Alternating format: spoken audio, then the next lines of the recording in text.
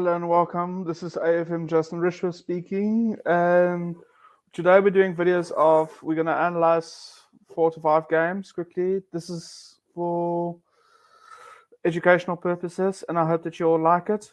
And if you're new here, please like and subscribe. If you're watching this, please send your questions on the live chat. I'm going to try and explain it as simple as possible so that everyone can understand. So what are we going to look at is the games and the best way to learn and to improve by practicing. So let's have a look at this game. I'm going to share my screen.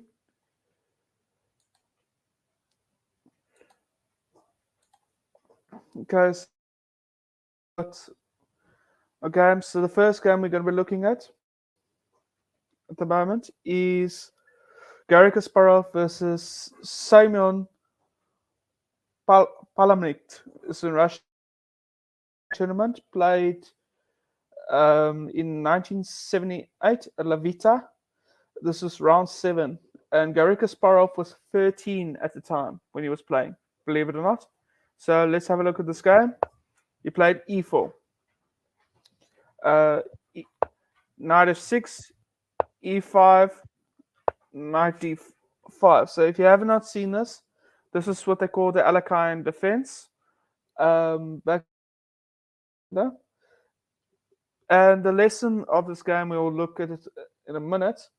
This is we need to take advantage of pawn weaknesses. So very often, sometimes when they make mistakes, very often or not, there's weaknesses.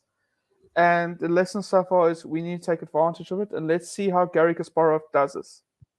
So I plays d4. So what he's doing here is, so he's got a nice pawn structure on e5 and d4, which is very, very nice. You got the knight that's on d5, which is not very good, simply because the knight has moved twice already, black has moved twice already, where white has already got two pawns in the center. So essentially you could say there's 2 pieces in the game versus 1, and that's already not necessarily a good idea. But if black knows his Alekhine opening theory, then black should be able to equalize somewhere. d6, he's trying to break open the center. He has to do something. Take full control. Knight f3, which is very, very natural from white, simply because he is developing his knight, and he's simply just saying, if black takes this pawn, then knight will take on e5, allowing an outpost. Bearing in mind that f6 would be very, very bad. Let's have a look at that. So black takes. We're going to have this position, which is very good for white immediately. And we cannot play f6 simply because you got this. We have this tactic over here. And this is, sorry, not even that. I thought that was checkmate. You lose a rook, if you can see that. That's why he does. So in this game, knight f3 was correct. g6 is trying to create a bishop finito, which means the bishop is going to be eyeing these dark squares. Very, very important. So what white does, he continues to develop on bishop c4. Very good looking move. Is moving this knight away. And white is suddenly all over the place against black. Knight b6, which is absolutely normal. Bishop b3, because the bishop is for free. We don't give anything for free in chess. a5 meets up with e4. Black is threatening to play a4, trapping this bishop here. So he plays a4. Some people play a3 to create a square to try and to give room for this bishop, which there has been a game before of this. But the more natural looking move is a4, which Gary Kasparov found at the time. Quite amazing from a 13-year-old. If I could. E7, as expected, Black is trying to bring his bishop to control these squares here. Now, Gary Kasparov play. This is the difference between a world champion and an average player. Now, world champion Gary Kasparov, he went for something a little bit ambitious, but this has been. He played knight to g5, a very strong looking move, simply because he's attacking this f7 pawn. He's pawn, it's a weakness. So because it's a weakness, what do? We need to take advantage and we need to attack it. And we force it in the same time. Black to castle or to even protect this e7 pawn. The best move here would be castling. That's my honest opinion. But in this particular game, e6 was played. I'm not necessarily a fan of that, especially if you're a junior. If you're still new to the game, I don't like e6 because you're blocking your bishop on the light square. Bearing in mind, this bishop is also, if these, let's remove these arrows quickly. If these pawns are removed, then this bishop becomes a very strong piece at some stage. So Black, that these pawns can just disappear. That's the plan. If that can happen, then this bishop is very, very strong. So that's a simple reason. This bishop is not necessarily a good bishop for now. And with e6, you're actually trapping your own bishop, because if we went castle, you cannot. A common mistake what a lot of juniors do is they try and go for this position. Bearing in mind, in this position, Black would be better simply because the pawns, he's got two pieces for it. So this is actually very, very bad. Black would be simply winning in this position if you had to play this type of setup. So that's why, for me, castling would have been better. Even if you look at the database below, I'm going to remove it now. But simply, let's go a bit back. If he castles, he's developing his pieces. He's ignoring. Might push f4 to gain more space, but he also could castle. So there's still much options, but for me, if you're playing a strong player, it's very important to make sure that your pieces is active. You cannot compete against that level players if you're not going to be prepared to have your pieces active. For me, most of the times it's about who's the most active. Still not necessarily bad. Okay. Now, even if you see this, let's go back. See, even the engine is agreeing with me. E6 is actually very, very bad. Even though it's suggesting it, very bad, simply because there is a little bit of tricks. But again, forget that. The tricks for me is just blocking the light square bishop. If we let's see what the engine evaluation is. If we castle instead, just test this very quickly. So the engine is busy calculating, so it's also not 100% sure itself.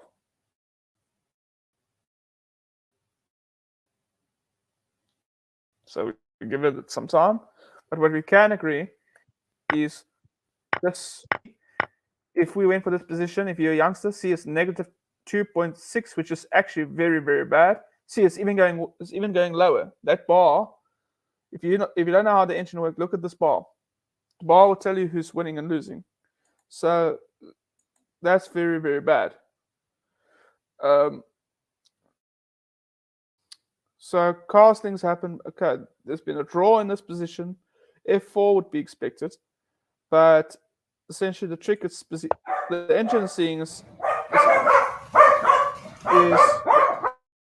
e6 because, but I don't think that is necessarily in the junior level. I don't think that is normal to spot. So let's go back to here, and we're going to put this engine off. So e6, because he is trying to hold the center together, because the longer he keeps the center, the longer this bishop stays weak and out of the game. So what he's doing is basically locking the position, simply locking it. So Garry Kasparov, even at the tender age of 13, he understood that he needs in position is solid in the center. That's all he's thinking about. He's not thinking of tricks at the moment, but he's also he's trying to attack and that's taking advantage of the weaknesses. So D takes E5, very natural looking. F takes E5, which is correct. F pawn and not the D pawn, simply because he's keeping the structure closed. If he went the other way, he's opening himself to a possible queen exchange, and then that's a decision if you want to exchange your queens or not. Yeah, I feel I agree with Garry Kasparov to try and keep the queens on the board for now. So black plays C5. See what he's trying to do here? He's trying to break the center to make this bishop a very strong looking bishop. So you can see what the plan is for black. So Gary, what we all do as youngsters, we need to make sure we, and then his opponent does exactly the same. This is all normal. Now the best looking move here is what most of us would be doing, especially the 3, simply again keeping this pawn structure intact to keep this bishop out of the game, because simply this bishop is becoming a very, very bad bishop. And in my opinion, this bishop is also very, very bad, because if you look at my A pawn, if you new in this game, you can already see Garry Kasparov has gained full control. So in my opinion, Garry Kasparov is, up to this point, he's having a very, very good game, where black, not quite. It's not so easy for black. But he plays the logical move, knight c6, which is correct. And then Garry Kasparov, of course, the trick is there. So he realized there's an outpost. An outpost is a square where you put your minor pieces, where it cannot be kicked away by pawns. And if you can have an outpost in the middle of the board, even better. So Garry Kasparov saw this, and he played knight e4. Beautiful, stunning move, simply because look at the control that Garry Kasparov at the tender age is having just of this knight. See how many moves that he possibly has. See how he controls the game. That's very, very good. Now, what's also important to note that black is forced to play an ugly move, as in those that know, in your opening you try not to move your pieces twice, but because of knight e4, Garry is also forcing black to play something ugly like knight to d7 to protect this pawn, because you do not want to give something for free, which is not very, very.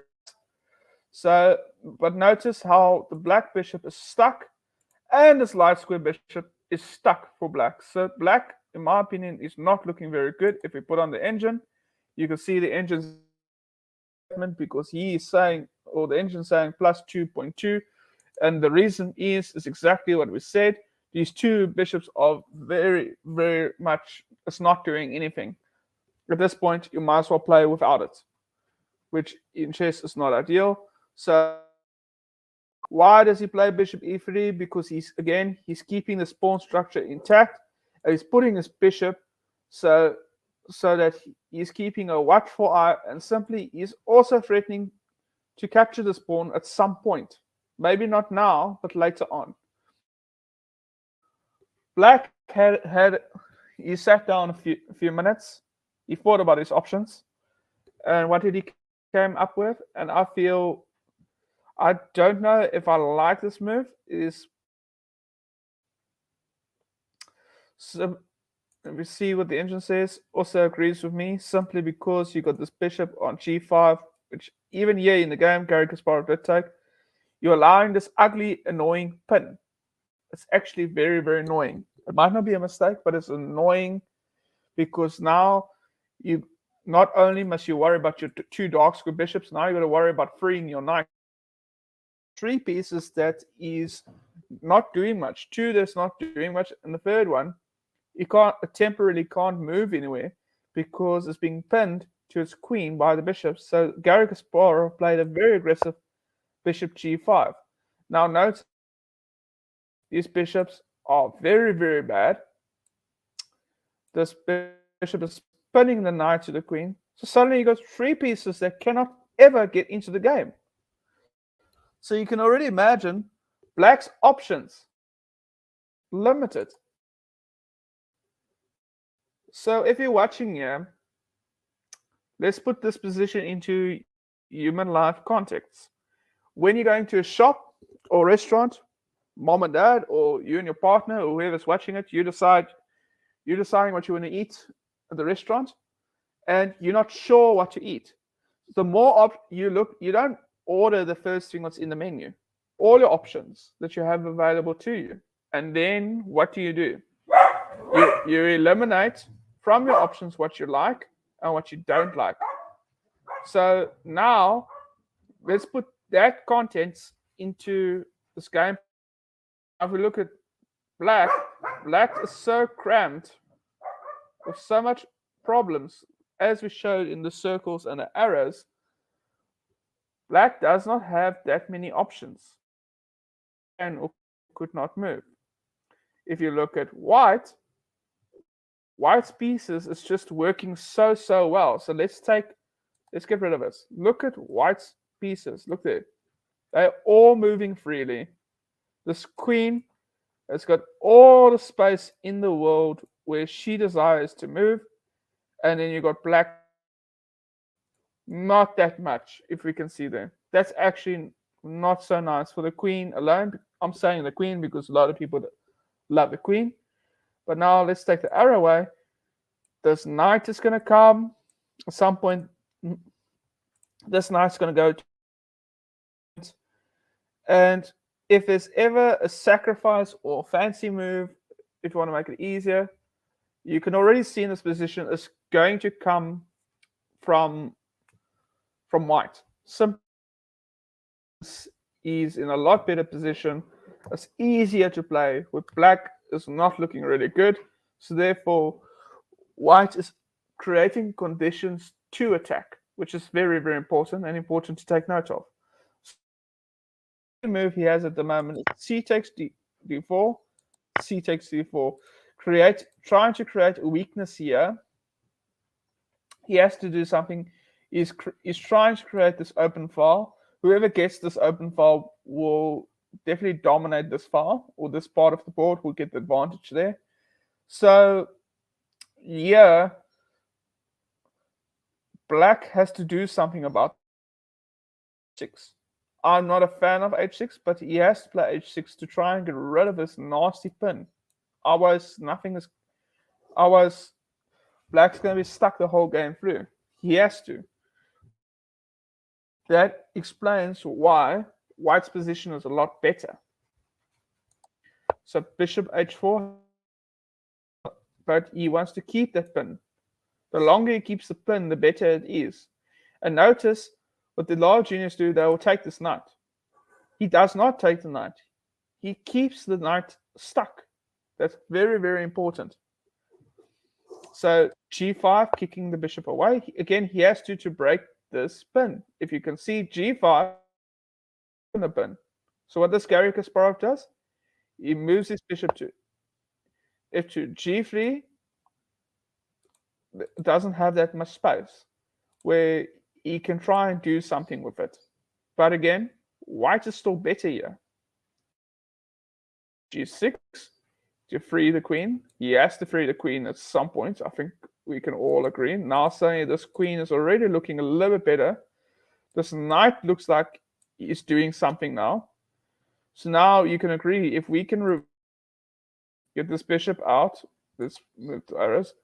So now, if the plan is here, if black can exchange this bishop, so black wants to exchange this light square bishop and open up white's pawns, then black would be winning and would have chances. But Garry Kasparov does not allow this to happen. C3, developing his last minor piece. Now we notice again the bishops are very weak, but it's also very important to notice that this bishop cannot be developed anytime soon. It's still going to take develop. Therefore, white has got a few moves to play with. As in other words, white has an extra move to try and execute his or her plan. Queen e7, bishop c2, simply here's the attack now. Here's the attack, which is very, very important. Now, it's also important to note that if somehow white captures the knight, that's bad arrow, and the pawn goes onto g6, this would king. It's very important to note. So what's the logical move? b6. Why? To try and free this last bishop. Otherwise, black will be watching how white just kills the game, and this would be very bishop e3. Notice now, because white was ahead of development, notice now there are tricks now. There's a lot of attacking conditions white can do now. And because of it, he's got to wait. So bishop a6.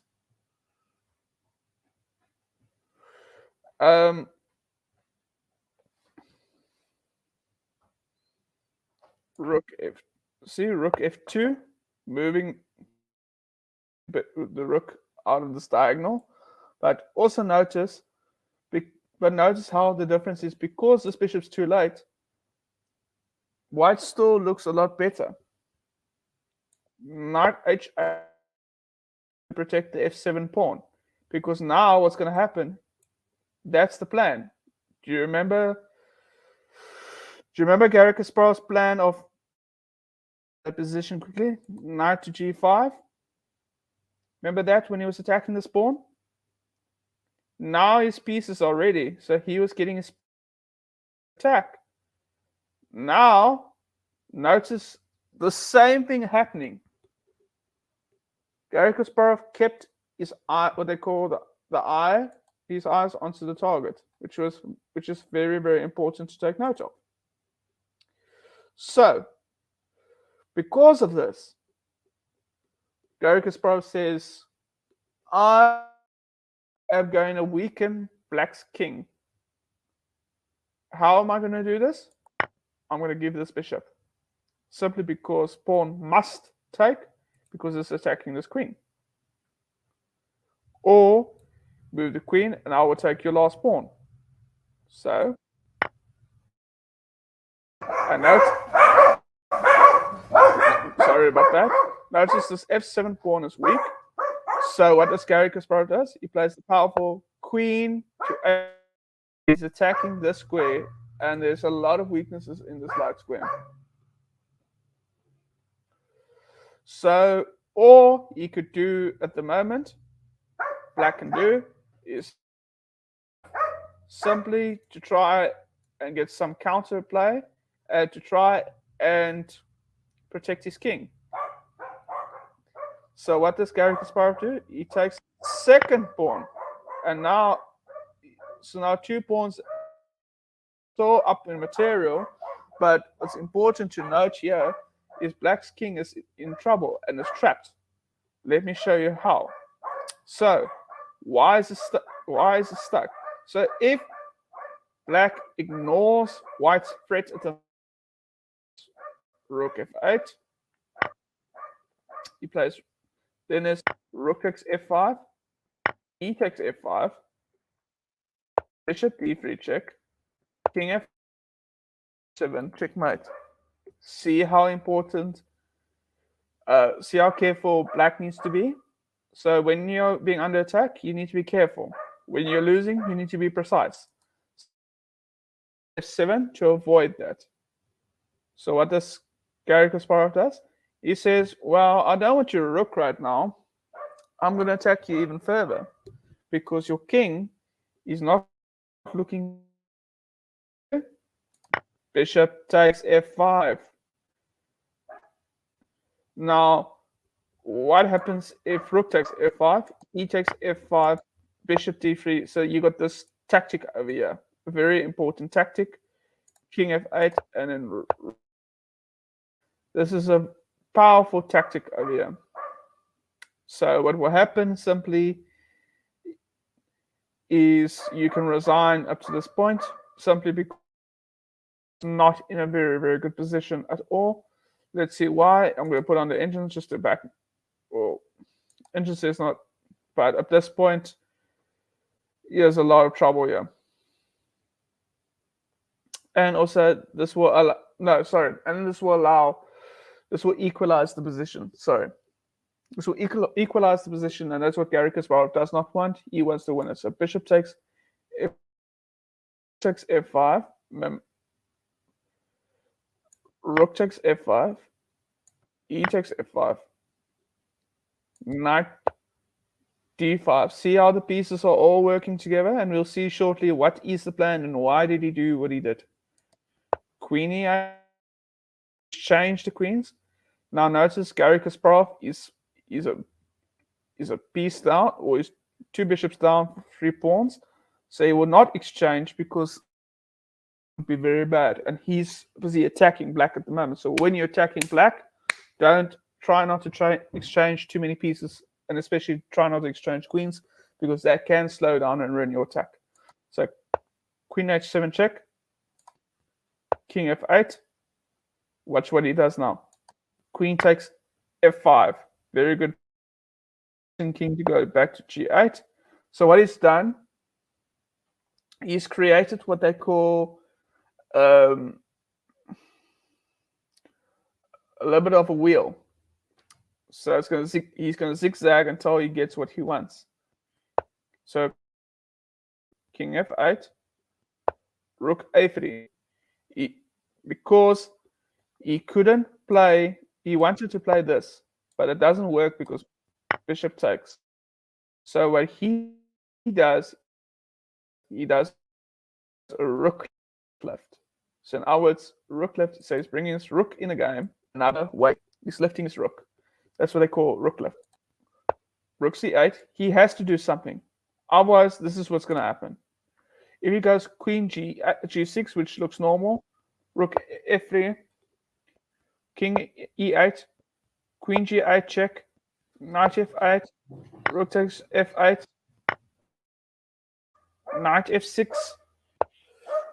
king d8, queen takes f8, king c7, king e6, king b7, queen e7 check, king c7, a meeting with queen c7 mate.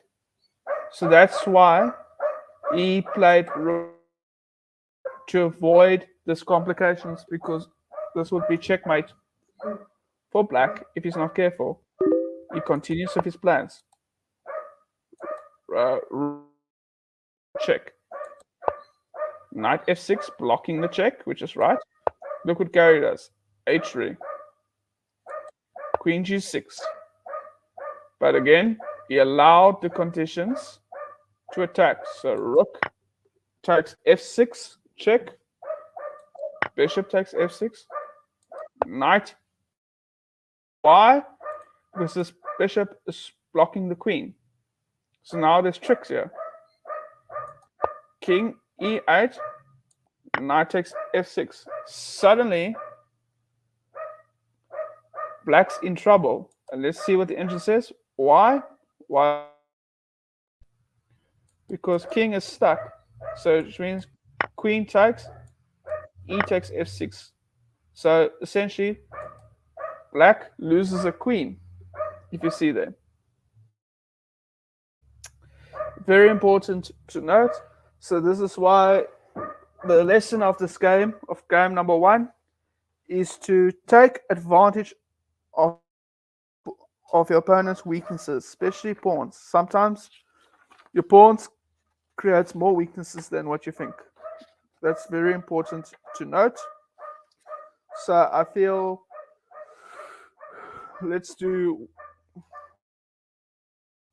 if there's any viewers, if you got a question, you can view. It's perfectly okay. So let's look at game number two. This is Garry Kasparov versus Walter Brown from the USA. In 1979, round 3 of 15.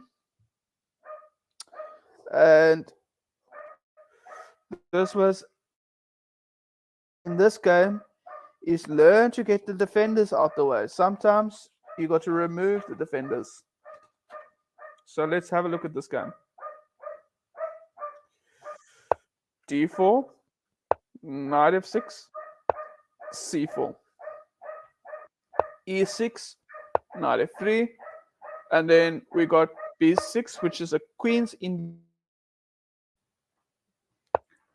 a3, c5, d5, bishop a6, queen c2. Plays queen c2 to hold on to the c4 pawn, which is very important because, which we'll see as the game goes on. E takes d5, takes d5, d6, knight c3. So you see in this game, unlike the first one, black has developed his light square bishop, which is very, very good.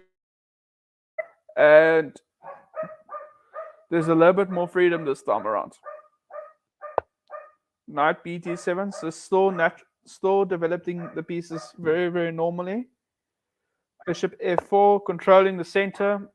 So he's putting his pieces towards the center, which is very, very important. And Garry's pieces being developed well, very nicely. Bishop e7, which is position that the dark square bishop is very weak because of these pawns. And also, it's very important to note, for those that's interested in pawn structures, that d6 is a backward pawn. So which means it becomes a weakness later on in the game. So if black doesn't know how to defend it, that will become a problem. So what Garry Kasparov does,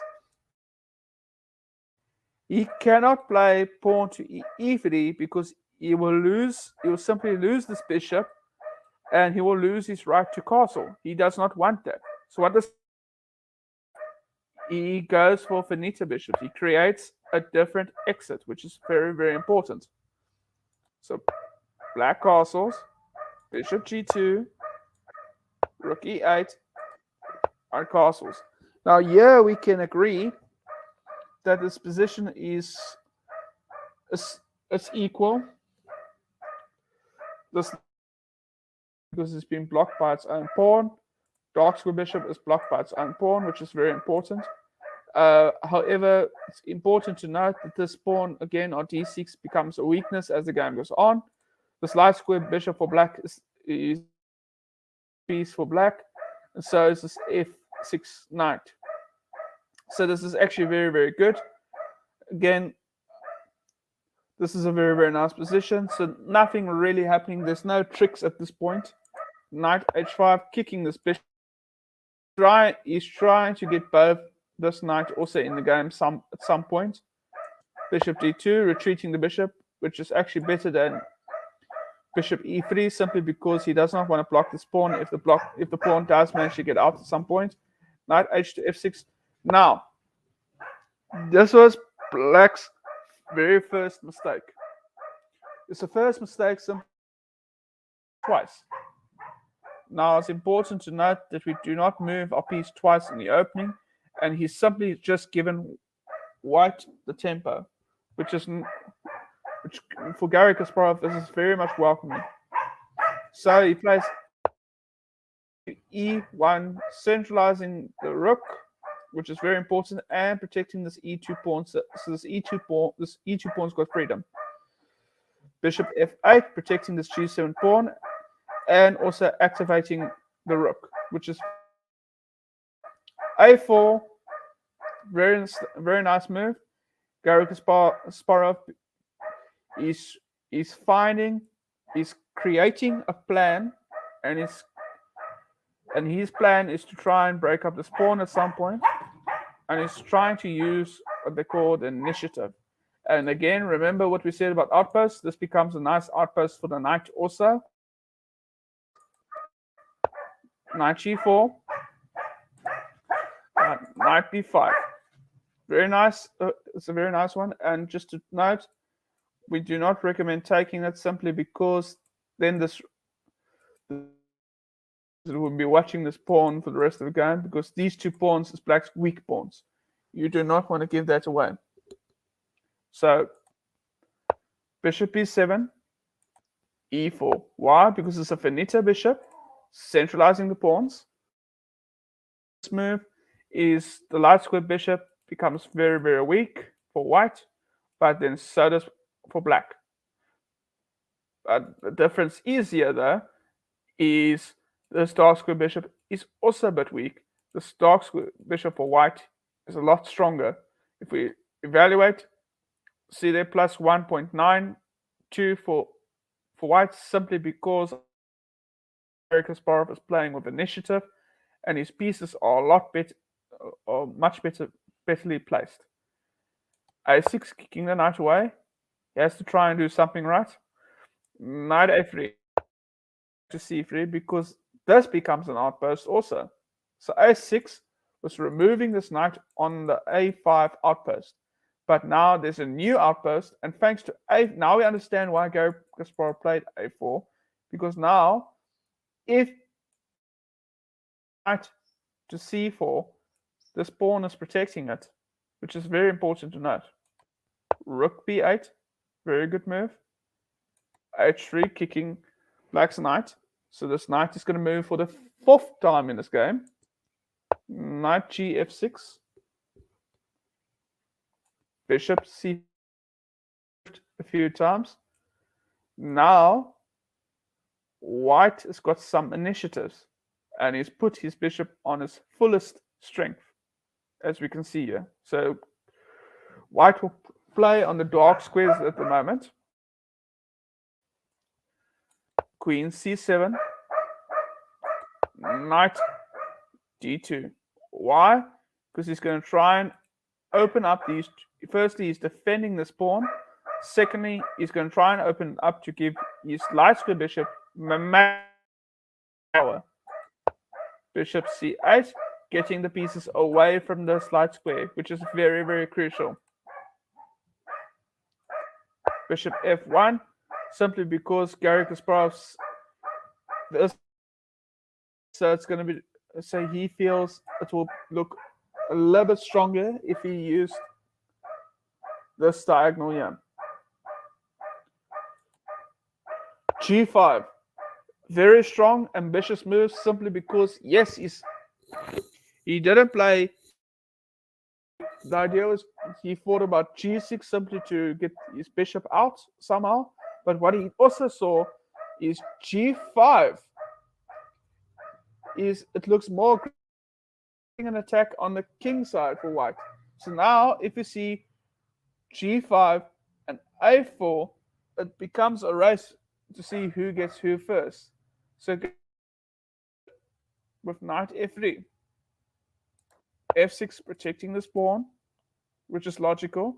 Just remember in this game also, when you're moving a piece, especially a pawn, you can never move a pawn back. That's another reason why it's a weak. And you don't like it. It's not like a queen or rook that you can move it back and try and reset the position as they speak. Garry Kasparov thinks after h6 is very important to get knight c4. Knight c4 is to get an outpost, and it's a stunning outpost, by the way. So black plays b5, but now we understand why did simply because to support his knight, and now he will create an open file for his rook on the a file. This rook is very, very happy. Now, instead of moving the piece again, Garry Kasparov took some time and he thought about his position. This dark square bishop is weak. So what does he do? And if he can get this knight out the way, this bishop would be very, very strong. So what does he do? He removes the defender. What's defending the knight? This pawn, and this knight, and this queen. So if black takes the knight, he will simply take this knight. And black would be in trouble on dark square simply because black's king would go, so it would be almost trapped. So knight takes d5. Yes, this pawn was hanging, but Garry Kasparov didn't think about it or care about it simply because this d6 pawn, what was weak later on. If we remember, let's go back a bit. We said this pawn is a weakness because it's a backward pawn. That was, I said to you, this was going to be a problem. Goes on. So what does Garry Kasparov do? Notice we back into this. Garry Kasparov takes the pawn. Bishop takes d6, which is a good trade for black because he's removed. That's a good trade. E takes d6. Queen d8. Knight e5. See, he's putting an outpost for his knight, which is a very, very strong outpost.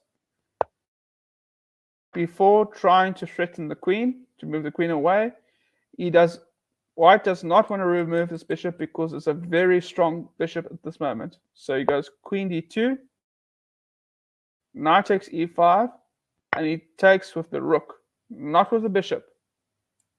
Not with the bishop, not now. Exchanges rooks. See the exchange, suddenly this bishop here becomes very, very strong. And white keeps that bishop.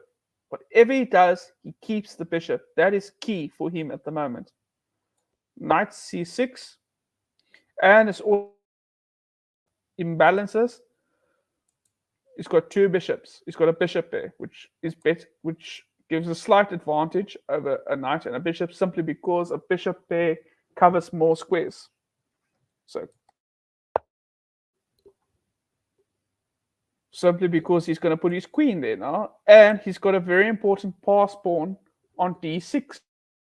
So that's another advantage for white. So white doesn't mind giving he called his is one of the biggest advantages in chess, and for white it's a big advantage. So knight takes e5, queen takes e5. Now black has to do something. He needs to try and create a pass pawn out of his own, simply because this queen is guarding this pass pawn. Square bishop to attack it. This rook is going to come and defend us now, one way or another. So this looks very nice for white. So he's got to play c4 to try and create, because these two are now connected pawns, but he wants to create a pass pawn with one of these in her white. The question here is it a bit too slow, or white, or will he catch up with white in time? Let's see. Bishop e6, very naturally looking, protecting these two pawns here at all costs. So it's a very good move, and protecting f7. And look, rook a7. One of the old principles is, where does the rooks belong? On the 7th or the 2nd? Yeah, excuse the joke and the pun. This is very, very good for white simply because now he's got a pass pawn and he's got a rook on the 7th rank. So there's a lot of tricks now, and this bishop is very good. Notice this bishop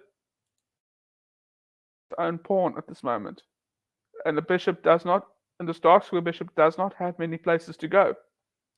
If we look at what the Stockfish says, for interest sake, plus 3.1, which is actually simply confirms that black is definitely losing, and is confirming the reasonings exactly why in the arrows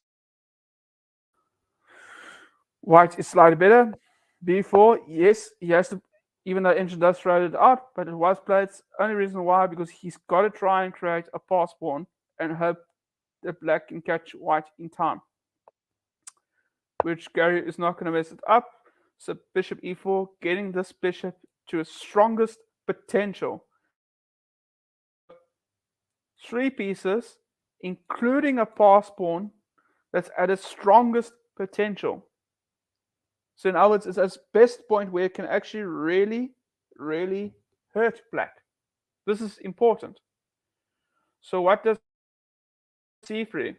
Again, he's got to hope that white makes a slight mistake or give black the chance to queen first. So what does Gary do? Have my bishop. Have. Why? And now we understand why it's important to have the rook on the 7th rank or the 2nd rank. Look at this rook. Because king takes h7, queen takes e6, and queen f8, meeting this. See there? Suddenly, this is very good for white, because now let's look what happens. Playing the king. Take. Queen here. Rook.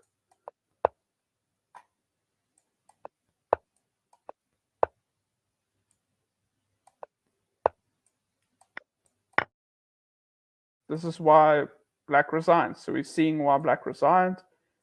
2.